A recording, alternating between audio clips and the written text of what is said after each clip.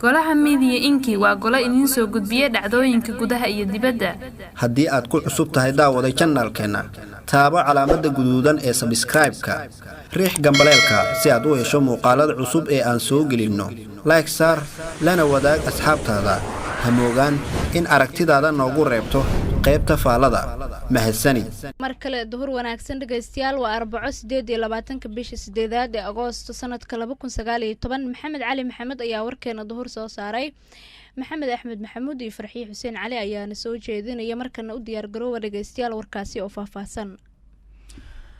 banaanbaxyo iska soo horjeeda ayaa xilligan ka socda magaalo madaxda maamulka Galmudug ee Dhuusamareeb waxaana dadka banaanbaxaya qaarkood ay taageerayaan dowladda federaalka Soomaaliya oo wada qorshaha dhisitaanka maamulka Galmudug ee cusub halka qaar kale oo dadka banaanbaxaya ka mid ah ay taageerayaan culimadiinka Ahlus Sunnah wal Jamaaca oo dowladda federaalka ah ee Soomaaliya ku eedeeyay inay ku tumatay heshiisyada ay hore u gaareen isla markaana war shalay ka soo baxay xafiiska madaxa xukuumadda Galmudug lagu tilmaamay in gabi ahaanba heshiiskaasi uu burburay maxamed cabdiweli tooxow oo jooga magaalada Dhuusamareeb ayaa ka waramaya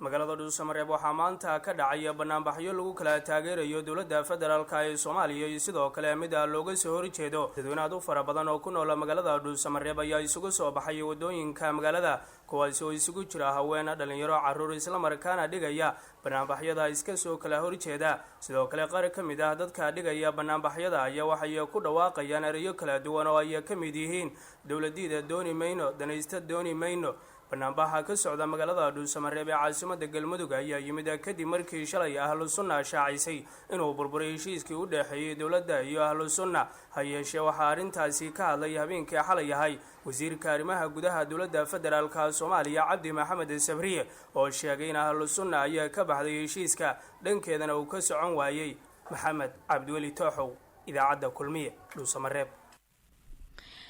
haddaba iyada oo uu sii xoogeysanayo khilaafka u dhaxeeya dowladda federaalka iyo Ahlus Sunnah muxuu salka ku hayaa waxa warbixintan inooga diyaariyay wariyaheena Maxamed Cali Maxamed culayska siyaasadeed iyo khilaafkan ka soo cusboonaaday magaalada Dhuusamareeb ee u dhaxeeya dowladda federaalka ee Soomaaliya iyo Ahlus Sunnah ayaa marka ka dambeeyay waji kala sii yeelanaya iyadoo laba dhinac isku eedeynayaan in midba midka kale uu kaga baxay heshiiska ay wada gaareen gunta hoose ee khilaafkan ayaa soo shacbaxay kadib markii horaantii bishan Ahlus Sunnah ay walaac ka muujiyeen in dowladdu ay doonayso in ciidamo ay geeysan magaalada Dhuusamareeb iyadoo ugu dambeyntaasi ay dhacday wixii intaasi ka dambeeyay Ahlus Sunnah ayaa dhowr warqadood waxa ay ka soo saareen ciidamada magaalada la geeyay iyadoo xukuumadda Soomaaliya ay ku eedeeyeen in dhamaan baxday heshiisyada la gashay Ahlus Sunnah iyo maamulka Galmudug didmada Ahlus Sunnah ee dowladda ayaa warar ay heshay idaacadda Kulmiye waxay sheegayaan inaysan ka wada mideysnayn hoggaanka sare ee ururka haddaba hore ma u jira heshiis si shacbaxsan loo soo bandhigay u dhaxeeya dowladda iyo Ahlus Sunnah maxaa ka jira warar ka sheegaya in qaar ka mid ah shuruudihii Ahlus Sunnah ay ku xirtay dowladda wali aan la fulin ma dhabba in dowladda Ahlus Sunnah dhaqaale iyo xilal kale u balan qaaday waxaa dhammaan su'aalahaasi ka jawaabaya Xirsi Iimaan oo ah falanqeeyo u dhuunduleelo arrimaha Galmudug si dhowna ula socda arrimahan ma hayno ma ka shaacin shalay unba wasiirku يعني soo bandhiga uu yiri heshiiskan galna waa kan heshiiskana de waa laba qaybood oo qaybna way qoreen oo yani qodobo dadka ay tuseen ay u ogolaadeen jirta qaybna qarsoodi ka dhigeen oo ayaga ba hoos u soo qarsaday Ahlus Sunnah ayaa ku andacoonaysa qodobadaas in dowladdu uga baxday wasiirkuna wuxuu leeyahay shalay mar uu hadlayay qodobadii qaar waa la fuliyay qaarna lama gaarin waqtigii la fulin lahaa barnaamijkaas waa jiri oo waxyaabaha ila soo kamid yahay dhaqaalaha qaarna waa la siiyay qaarna waa loo ballan qaaday xilalkana waa loo ballan qaaday oo xilal baa loo ballan qaaday qodobada la isku hayay kamid tahay oo Ahlus Sunnah ay soo daliishanayso wasiirkuna uu leeyahay lama gaarin waqtigii la fulin lahaa qodobada xildhibaan ka tirsan baarlamaanka Galmudug oo iga codsaday inaan magaciisa iyo codkiisa aan adeegsan ayaa ii sheegay sidaan maya arrimaha la isku haya amnigu ay ka weyn tahay arrimo ay ka mid tahay dhaqaalo Ahlus Sunnah loo balan qaaday ayaa meesha ku jira intaasi kuma dhaafsin karo xogta aan hayo walaal ayuu igu yiri xildhibaanku wasiirka arrimaha gudaha Soomaaliya Cabdi Maxamed Sabriye oo soo bandhigay heshiiska ay la gaareen Ahlus Sunnah ayaa xukuumaddu ka tirsan yahay ka fogeeyay eedaha Ahlus Sunnah inay jabiyeen heshiiska ay la galeen Ahlus Sunnah wal Jamaaca anagu heshiiskan ku ku heshiino waxaa saxeexay wasiirka arrimaha gudaha iyo Sheekh Shaakir 10 qodob ku qoran waa idin akhrina magaaladana waa joogteene wixii gafaho federaal jirana barta wixii gafaho meel kale jirana barta qaybkaana waa muhiim waxaan rabaa inaad dhegaysataan in qaybta 22aad ee ciidanka xoogga dalka Soomaaliyeed ciidanka sida gaarka u tababaran loo yaqaan danab iyo ciidanka nabad sugidda iyo sirdoonka qaranka ay si rasmi ah ugu soo wareegaan xarumaha magaalada Dhuusamareeb habbahan miya qabata marka dantaas ku heshiin hadli mayno hadday san bixin miya meesha geli karto waa la jabiyey waa la baal maray waa nala ku ballan furay keliya waay hal qodob oo ma aana maqal heshiiskaas laga xig oo la leeyahay qodobka kaasa oo aan ku heshiinaa la jabiyey magaalada Dhuusamareeb ayaa jawi ahaan sideedii hore toddobaadkan ka duwan waxaana xarunta gobolka garoonka diyaaradaha magaalada Dhuusamareeb gacanta ku haya ciidamo ka tirsan kuwa dowladda federaalka Soomaaliya laakiin geesmada ciidamada ee Dhuusamareeb ayaa arin culeyskeeda leh waxa ku tilmaamay madaxweynihii hore ee maamulka Galmudug Cabdikariin Xuseen Guuleed isagoo intaasi ku daray in magaalada Dhuusamareeb aysan u baahnayn ciidamo laakiin Muqdisho laga daabulayo ay u baahan tahay sidoo hadalka u dhigay dowladda Soomaaliya inay qayb iyo kaalin xal ay ka qaadato juhdi iyo dadaal weyn ay ku bixiso laakiin taas bedelkeedii waxaan isleeyahay dowladda dadaalkaas kuma aysan bixin maantana Galmudug meesha ay joogto iyo meesha ay tagtay aad iyo aad u arki karnaa heshiiskii asaga ahaa iyo dadaalkii la bixiyo dhanna hadda waxaad moodaa inuu fashil iyo burbur kusii socdo Galmudugna ay sii kala daadanayso maanta marka dhibaatada Dhuusamareeb maanta ka taagan waa dhibaato runtii aad iyo aad looga naxo meeshaasna waxaan ka baqayaa inuu dagaal iyo maaragtay burbur iyo maaragtay fadqalo iyo dib u heshiisiintii iyo dib isku soo celintii Galmudug in meel aad iyo aad uga sii fog ay gaarto anigu marka waxaan usoo jeedin lahaa dowladda dhexe in arrintaas ayada ah ay wanaag iyo maaragtay wada hadal iyo caqliga inuu tariyo inay ku shaqayso ciidamadan hadda laga soo daabulayo magaalada Muqdisho oo runtii Muqdisho bay u baahnayd in ay ammaankeeda lagu sugo oo lagu soo daabulayo gobolka ani u maleemayo inay maslaxa keenayso Galmudug ciidan uma baahna Galmudug qori uma baahna qori awal oo ka batay ciidan awal oo ka batay Galmudug waxay u baahan tahay caqli iyo maskax ay u baahan tahay hadalhaynta shacabka Dhuusamareeb ayaa ah waxa xigi doona iyadoo dadka dirsa arrimaha Galmudug ay ka digayaan in dagaal uu ka dhaco magaalada Dhuusamareeb ee xarunta maamulka Galmudug maxamed cali maxamed ayuu ahaa warbixintaasi inala socodsiinayey hanti dhowrka guud ee dalka ayaa waxa uu sheegay in qaar ka mid a xafiisyada dowladda lagu takrifalo hantida qaranka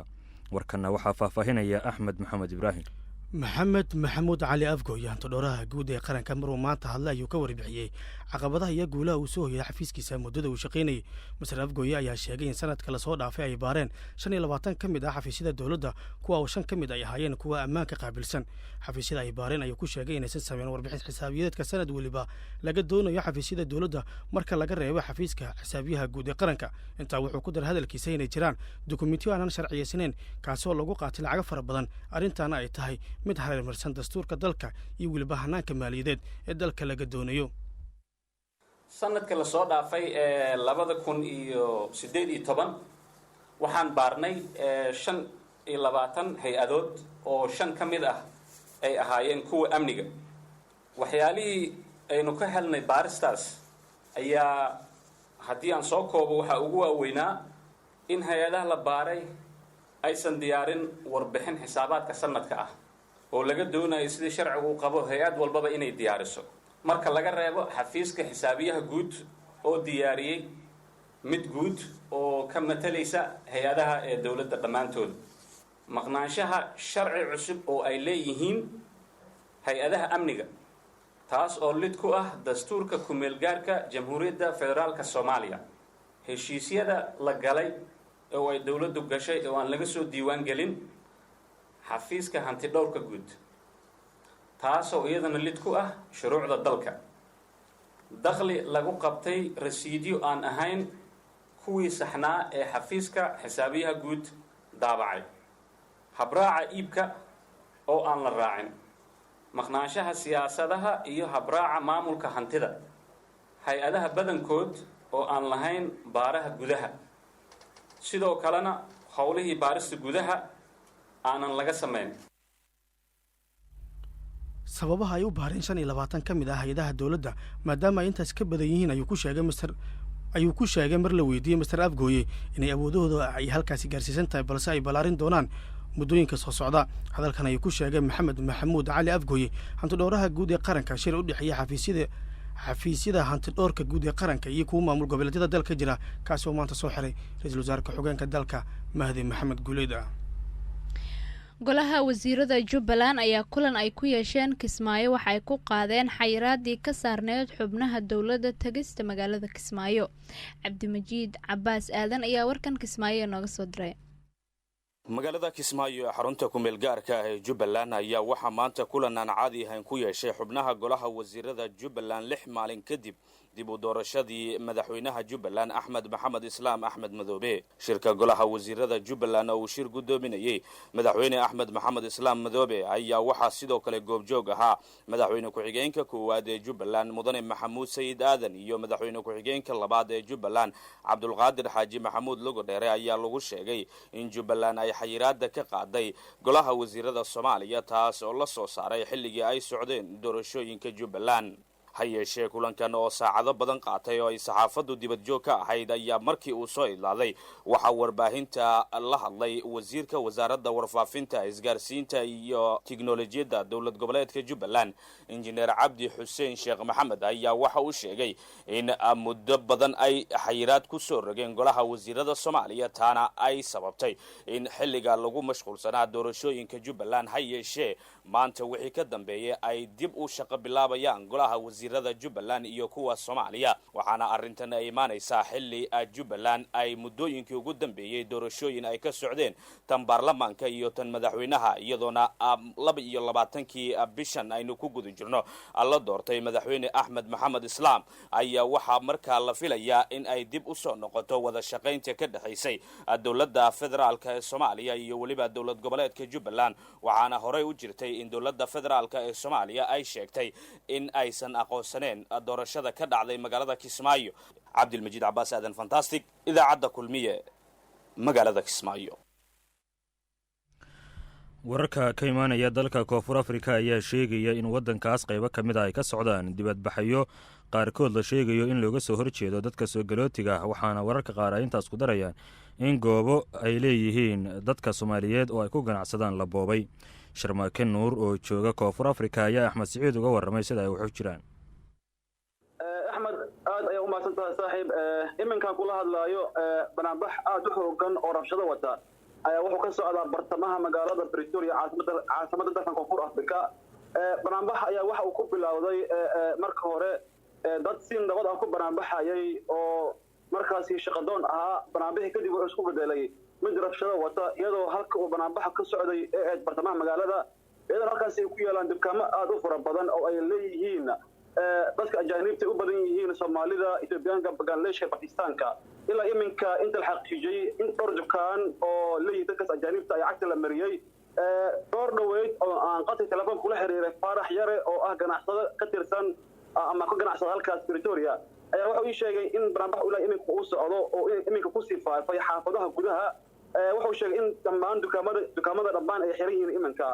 booliska ayaa iminka la tacaalaya banaanbaxyadaas iminka socda. ma garat waa gartay marka ilaa hadda ma jiraan dukaamo Soomaalidu ay leedahay oo dhac iyo boob loo geysta. axmed banaanbaxu ilaa hadda wuu socdaa rabshadana way socdaan ilaa hadda lama xaqiijin karo ilaa iminka khasaaraha iyo inta dukaan Soomaali la boobay. kaliya waxaa la hubaa in dhowr dukaan la boobay oo cagta la mariyay. banaanbaxuna waa uu socdaa balse waxaa la waa doonaa waxyar kadib markii xaaladda ay qabowdo ama uu booliska markaas oo maareeya rabshada hadda socdaa. boolis fara badan ayaa iminka lagu soo daaday halkaasi. dadka halkaasi ka ganacsada ayaa waxay yihiin dad u badan ajaanibta. ma aha markii ugu horeysay oo dadka South Africaanka ay sidaan oo kala sameeyaan. madaxweynaha galmudug ayaa hobyo maanta waxa uu u tagay ka qaybgalka shirka nabadda ee hobyo ka socda. liban cajiib xaaji ayaa warkan gaalkacyo nooga soo diray. shirka nabadda hobyo oo muddo ka soconaya magaalada xeebta saaran ee hobyo islamarkaana guddiga farsamada shirka maalintii shalay ay ku dhawaaqeen 5 bisha soo socda lasoo gabagabeyn doono shirkaasi ayna kasoo qaybgali doonaan madaxda maamulka galmudug iyo wafuud ka socota dowladda federaalk Soomaaliya ayaa maanta Arbaca waxaa degmadaasi gaaray wafdi uu hogaaminayo madaxweynaha galmudug Axmed Ducaale Geelle Xaaf. ujeedka madaxweynaha galmudug uu halkaasi u gaaray ayaa lagu sheegay ka qaybgalka shirka nabadda hobyo oo gabagabo ku dhow isagoona la filayo inta uu joogo magaaladaasi inuu la kulmo ergooyinka ka qaybgalaysa shirkaasi kuwaas oo ka kala yimid deegaano badan. safarka madaxweynaha galmudug uu maanta ku tegay degmada hobyo ayaa waxaa saxaafadda ugu warbixiyey duqa degmada hobyo cabdulaahi faad isagoona sheegay in wafdiga madaxweynaha ay u yimaadeen ka qaybgalka shirka nabadda hobyo ka socda. waa mahadsantihiin. waxaa farxad noo ammaanta inaan ku soo dhoweyno magaalada hobyo madaxweyne axmed ducaale geelle xaaf oo saakay booqasho ku yimid halkan. booqashadaasoo ahayd mid uu ugu talagalay inuu uga qayb qaato dhiirigelinta shirka socda magaalada. madaxweynuhu wuxuu nala joogayaa waqti kooban. waxaan jecelnaha marka wixii wara oo ku saabsan habka uu yimid iyo isaga barnaamijkiisa waxaan gudbin doonaa saacada soo socda, laakiin dadka waxaan u sheegaynaa inuu madaxweynuhu soo booqdo magaalada yimid howlihiisina maaragtay uu yimid inuu ka guto iyo habka shaqo ee uu fuliyo. guddiga farsamada ee ku hoolan shirka degmada hobyo ayaa sheegay in 5 bisha soo socota lasoo gabagabeyn doono shirkaasi islamarkaana laga soo saari doono warmurtiyeed ku saabsan xaaladda Soomaaliya iyo Galmudug. Libin Cajiib Xaaji, Radio Kulmiga. iyadoo ay soo kordhayso digniinta ku saabsan in webiga Shabeelle uu deegaano horle ku fatihi karo ayaa maamulka Hirshabeelle waxa uu ku amray hay-adaha samafalka ee ka howlgala deegaanada maamulkaas inay ka qayb qaataan dadaalada looga hortegayo fatahaadda webiga Shabeelle. Bashiir Cali Daahir ayaana ka soo warramay magaalada Jowhar.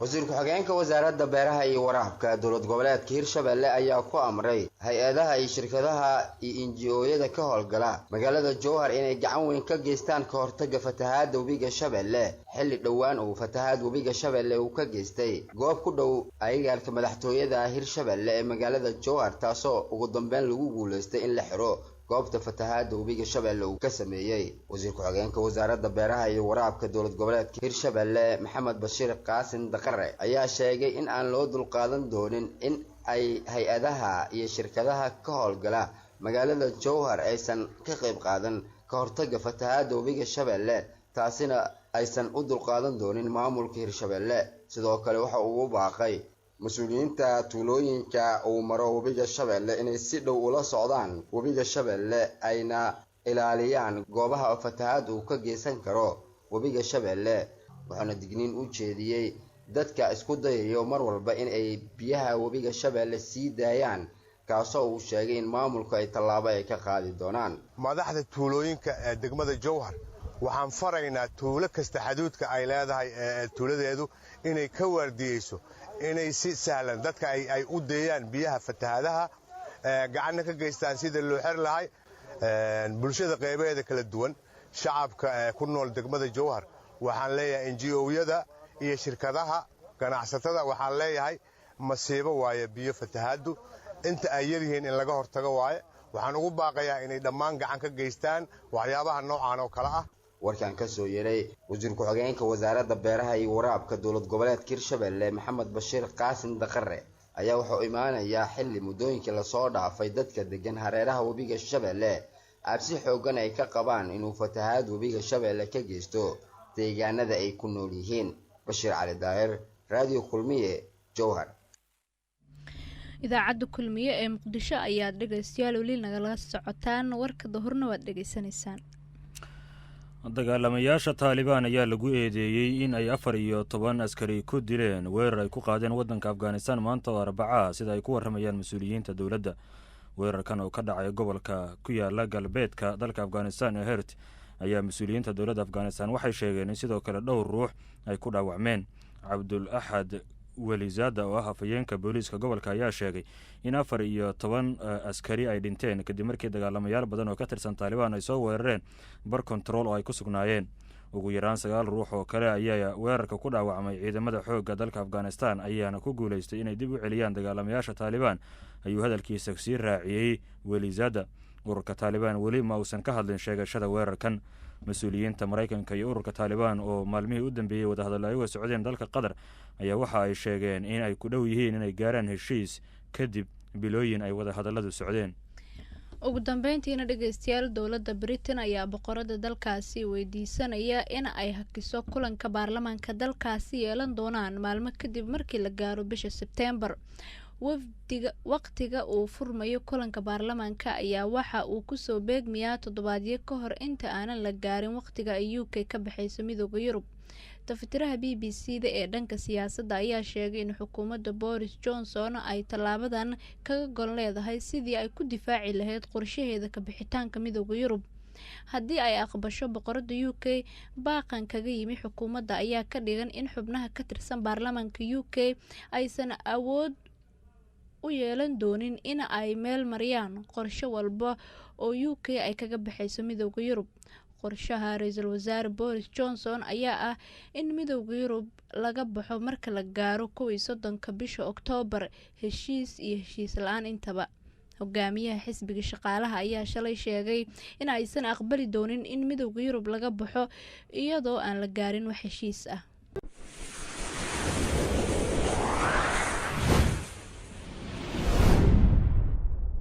Golaha Media Inki waa golo idin soo gudbiya dhacdooyinka gudaha iyo dibadda. haddii aad ku cusub tahay daawaday channelkeena taabo calaamada guduudan ee subscribe-ka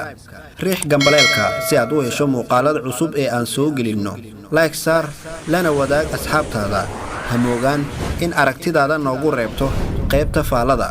mahadsanid.